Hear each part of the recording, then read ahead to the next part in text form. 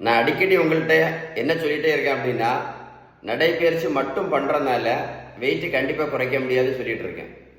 நடைப்பயிற்சி மட்டும் பண்ணுறதுனால சுகர் மாத்திரை, ப்ரெஷர் மாத்திரை இதெல்லாம் நடத்த முடியாதுன்னு சொல்லிகிட்டு இருக்கேன். அதுக்கு விளக்கம் என்ன அப்படின்னா, நம்ம 1 கிலோமீட்டர் நடைப்பயிற்சி பண்ணால் கூட 40லேருந்து 50 கேலரி மட்டும்தான் எரிக்கப்படும்.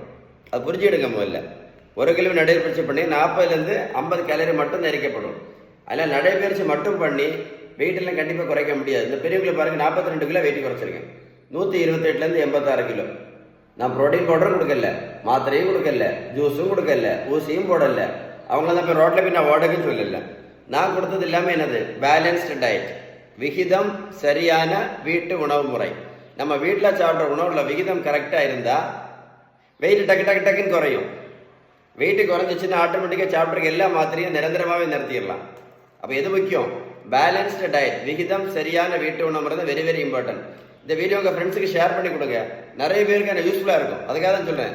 அவங்களுக்கு விஷயம் தெரியாமல் நடைபயிற்சி மட்டும் பண்ணால் வெயிட் குறையும், நடைபயிற்சி பண்ண மட்டும் மாத்திரை, அதெல்லாம் ஒன்றும் கிடையாது, பண்ணவே முடியாது. Balanced diet is very very very important. Video ஃப்ரெண்ட்ஸுக்கு ஷேர் பண்ணி கொடுங்க. சரியா?